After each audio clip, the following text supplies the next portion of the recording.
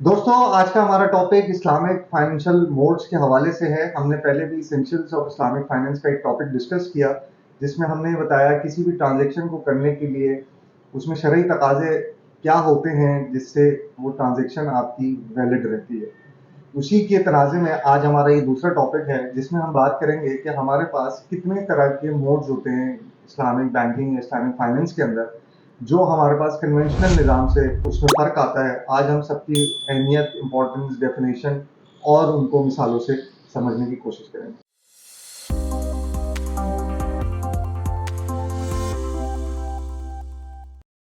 शुरू करते हैं आज का हमारा टॉपिक। हमारा टॉपिक है Islamic modes of financing.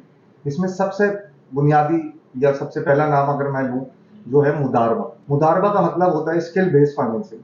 Skill based financing से मुराद ये है कि एक अरेंजमेंट ऐसा बनाया जाता है ट्रांजेक्शन का, जिसमें या काम करने का, जिसमें एक शख्स का कैपिटल होता है और दूसरे शख्स की स्किल्स होती है।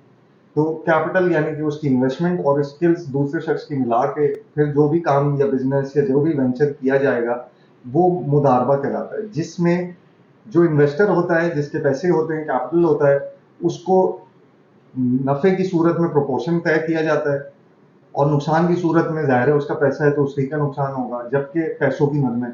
जबकि जो काम करता है, जिसकी स्किल्स हैं, जो स्किल बेस उस पर काम कर रहा है, उसके नफे में तो उसका प्रोपोर्शन सेट होता है, लेकिन नुकसान में उसके सारा टाइम, एनर्जी, एफर्ट्स ये वेस्ट होता है।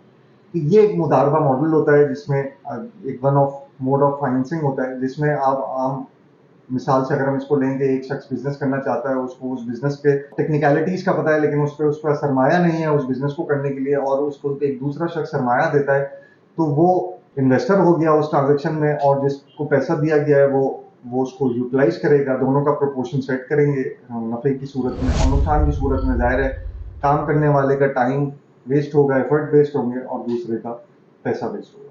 इसी के साथ हमारे पास दूसरी जो कॉमनली एक और मोड है फाइनेंसिंग की, उसको हम मुशारका कहते हैं। मुशारका का मतलब ये होता है कैपिटल शेयरिंग या वेंचर शेयरिंग, जिसमें पार्टनरशिप का अरेंजमेंट किया जाता है। दो लोग नफे और नुकसान में शामिल होते हैं किसी भी काम, ट्रांजेक्शन या बिजनेस को करने के लिए। इसको अगर हम समझना चाहें तो ऐसा है बिल्कुल जैसे दो दोस्त मिलकर आपस में बिजनेस स्टार्ट करते हैं। एक ने 100 रुपए मिलाए, एक ने 200 रुपए मिलाए, तो ये तकरीबन 70-30 के प्रोपोर्शन के दोनों पार्टनर हो गए।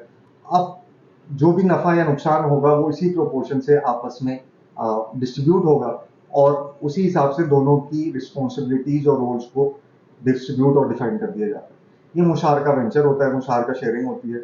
इसमें मजीद और भी मिसालें आती हैं, डिमिनिशिंग मुशारका क्या होता है, और वो फिर हम अगली अपनी वीडियोज में उसके हवाले से बात करें। इसी के साथ एक और मोड ऑफ फाइनेंसिंग हमारी मुराबाहा कहलाती है, जो एक सेल ट्रांजेक्शन होती है। सेल ट्रांजेक्शन से मुराद ये है कि इसमें एक सेलर होगा जो डिस्क्लोज करेगा अपने एक्चुअल कॉस्ट को, और उसमें जो भी प्रॉफिट मार्जिन रख के वो गुड्स को जो उसका बायर है उसको देगा, जिसमें इंटेंशन बायर की ही होती है खरीदने की, लेकिन वो सेलर यानी कि जो फाइनेंसर होता है, जो इन्वेस्टर होता है, उसको कहता है कि मुझे वो चीज़ को खरीद के दे दिया जाए। इसकी मिसाल हम इस तरह से भी ले सकते हैं कि एक गाड़ी मैं लेना चाहता हूँ, तो वो एक मुराबाहा मॉडल पे मैं गाड़ी ले सकता हूँ, जिसमें बैंक भी इन्वेस्टर हो सकता है, कोई एक इंफरादी आदमी भी इन्वेस्टर हो सकता है, और वो कहता है कि ये 12 लाख रुपए की गाड़ी है, मैं आपको 14 लाख रुपए में दूंगा। और भले वो आप किस्तों में आप उससे मॉडल अरेंजमेंट बनाते हैं या लमसम में अरेंजमेंट बनाते हैं, तो टाइम बाउंड अरेंजमेंट बनाते हैं, और वो ये डिस्क्लोजर के साथ ट्रांजेक्शन को किया जाता है। तो ये मुराबा एक सेल्स कॉन्ट्रैक्ट, सेल्स ट्रांजेक्शन कहलाता है। एक और मोड ऑफ फाइनेंसिंग की ट्रांजेक्शन हमारी कहलाती है मुसावमा। ये एक सेल्स की ट्रांजेक्शन होती है, जिसमें सेलर्स को अपनी कोई कॉस्ट का डिस्क्लोजर नहीं देना पड़ता। जैसे अभी हमने मुराबाहा में बात की कि उसमें ओरिजिनल कॉस्ट का डिस्क्लोजर होता है कि वो 12 लाख की गाड़ी थी और मैं 14 लाख में दे रहा हूँ। इसमें वो डिस्क्लोजर शामिल नहीं होता। इसमें मैं एक चीज आपको बेच रहा हूँ मुराबा मुसावमा मॉडल पे, तो ये इतने की ही है। अच्छा, मुसावमा से क्या मुराद होता है? यही होता है कि मैंने एक मोबाइल किस्तों पे लेना है, उसकी कॉस्ट इतनी है, अब आपने लेना है तो ले लें, नहीं लेना तो नहीं ले। तो ये उसी की कॉस्ट का एक हिस्सा होगा। तो ये मुसावमा एक सेल्स ट्रांजेक्शन होती है, जिस जाहिर है इस कॉस्ट पे दोनों पार्टीज एग्री करती हैं, तभी वो ट्रांजेक्शन पास होती है। इसी के साथ एक और कॉमनली यूज हमारी मोड ऑफ फाइनेंसिंग कहलाती है इजारा, जिसको लीजिंग कहा जाता है। जैसे कन्वेंशनल टर्म्स में उसको लीजिंग कहते हैं। ये बिल्कुल वैसे ही है जैसे कार लीजिंग, बाइक लीजिंग की फैसिलिटीज होती हैं, जिसमें ओनरशिप उसके पास रहती है जो लेसर होता है, जो आपको दे रहा है लीज की फैसिलिटी, ओनरशिप उस प्रोडक्ट की वो ही रखेगा, आप उसको इस्तेमाल करते हैं और with the passage of time आप उसकी जो भी किस्त अदा कर रहे हैं मार्कअप के साथ या रेंट के साथ, आप उसमें अगर सर्टेन प्रोपोर्शन एक्चुअल कॉस्ट का भी रखते हैं तो वो एक वक्त पे जाके जब आपका टेन्योर पूरा हो जाता है तो वो प्रोडक्ट या वो जो भी चीज़ थी, एसेट, वो आपको ट्रांसफर कर दिया जाता है। हाँ, इस दौरान में उसकी रनिंग कॉस्ट, उसके डैमेजेस, उसका लॉस, उसमें कोई भी ऐसी मिसहैप अगर आ जाता है तो वो ज़ाहिर है जो यूज़र है उसका जो लेसी कहलाता है, जिसने वो फाइनेंसिंग दी हुई है, वो उसका जिम्मेदार होगा। ये बिल्कुल आप इसी तरह से ले सकते हैं कि आपने कोई कंप्यूटर अपने बिजनेस के लिए लिया है, तो इदारे ने आपको वो कंप्यूटर दिया है, कंप्यूटर का ओनर वो इदारा ही है या वो लैपटॉप का ओनर वो इदारा ही है। आप उसकी वो किस्त अदा करते रहेंगे और वो किस्त के पीछे आपकी ओनरशिप की फ्यूचर में ट्रांसफर हो जाएगी, या जिस तरह से भी उसका आपने अरेंजमेंट बनाया मॉडल का, वो उस तरह से प्रोसेस हो जाएगा। एक और हमारे पास मोड ऑफ फाइनेंसिंग है जो फ्यूचर कॉन्ट्रैक्ट्स में डील करता है, दैट इज कॉल्ड सलम।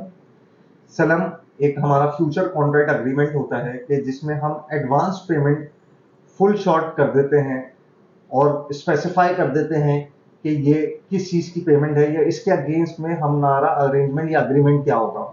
इसकी बहुत आसान सी मिसाल है, खेती बाड़ी या फार्मर को कोई जमींदार पैसे देता है कि इस ज़मीन पे जितनी भी फसल आएगी, जिस चीज़ की भी वो फसल है, गंदम की मिसाल है वो फसल है, तो ये उसके पैसे ले लो। मिसाल है 1 लाख रुपए मैंने उसको दे दिया ज़मींदार ने उस किसान को, कि ये 1 लाख रुपए लो, इस पे पूरा फसल का काम करो और जब ये फसल पक जाएगी या जो भी इसमें निकलेगा वो मेरा होगा। तो ये फ्यूचर कॉन्ट्रैक्ट अग्रीमेंट होता है जिसको सलम कहते हैं। और ज़ाहिर है इसमें दोनों पार्टीज के रोल्स, अंडरस्टैंडिंग, पैसों का मेयार और वक्त का तयन ज़रूरी है। इसी से मुंसलिक एक और हमारे पास मोड ऑफ फाइनेंसिंग होती है, इस्तिस्ना जिसे कहा जाता है। ये भी सलम से मुंसलिक ही होती है, जिसमें आप एडवांस पेमेंट देते हैं एक फ्यूचर डिलीवरी की, लेकिन ये मैन्युफैक्चरिंग के कंसर्न में काम आती है और इसमें टाइम, स्पेसिफिकेशन, क्वांटिटी, क्वालिटी, बहुत सारी चीज़ों का मेयार तय होना बड़ा ज़रूरी है। फॉर एग्जाम्पल, मुझे अपनी शादी के लिए एक फर्नीचर बनवाना है, तो मैं जो फर्नीचर का ऑर्डर दूंगा उस कस्टम मेड फर्नीचर का कारपेंटर को या उस दुकानदार को, तो वो जो मेरा अरेंजमेंट उसके ट्रांजेक्शन का हो रहा है वो इस्तिस्ना की मद में हो रहा है। अच्छा, इसमें इंस्टॉलमेंट प्लानिंग भी हो सकती है। इंस्टॉलमेंट प्लानिंग ये ऐसे कि मैं शुरू में कुछ एडवांस दे दूं, कुछ पैसे बाद में और कुछ डिलीवरी के टाइम पे दे दूं, जबकि सलम में ये चीज़ ऐसे नहीं थी। सलम में फुल शॉर्ट एडवांस पेमेंट। इस्तिस्ना में हमारे पास ये ऑप्शन होता है कि हम मल्टीप्लायर ऑफ 2 और 3 ट्रांजेक्शंस में उस पेमेंट को कर सकते हैं स्पेसिफिकेशन क्लैरिटी के साथ। तो ये चंद एक हमारे पास मोड्स ऑफ फाइनेंसिंग है जो इस्लामिक फाइनेंस में यूज होता है। इसमें ज़ाहिर है प्रोसेस का कुछ फ़र्क होता है जो हमें इसमें कन्वेंशनल मोड से इसको अलग करता है। इसमें एक एडिशन में अगर मैं आपको थोड़ा सा और बताना चाहूँ तो एक हमारे पास वकाला मॉडल ऑफ ट्रांजेक्शन भी होता है जो बहुत कॉमनली म्यूचुअल फंड में यूज होता है, जिसका मतलब ये होता है कि आप सेल्फ मैनेज नहीं कर रहे अपनी किसी भी एसेट को या ट्रांजेक्शन को या इन्वेस्टमेंट को, आपने फंड मैनेजर ले लिया या किसी को वकील बना दिया कि आप मेरे बिहाफ पे ये ट्रांजेक्शन ये मेरे असासे को मैनेज करेंगे, तो दैट इज कॉल्ड वकाला मॉडल। इसी तरह कफाला मॉडल होता है, ये फाइनेंशियल गारंटी लेने का होता है कि आपने किसी शख्स को गारंटर बना दिया कि जी मेरे ये पैसे अगर मैंने नहीं दिए या मेरी ये ड्यूज जो भी हैं या मेरी अदायगियां जो है मैं नहीं करूंगा तो ये शख्स जिम्मेदार है, या वो शख्स जिम्मेदारी ले लेता है कि अगर ये नहीं करेगा तो इसकी जिम्मेदारी मैं लेता हूँ कि मैं इसको पूरा करके दूँ।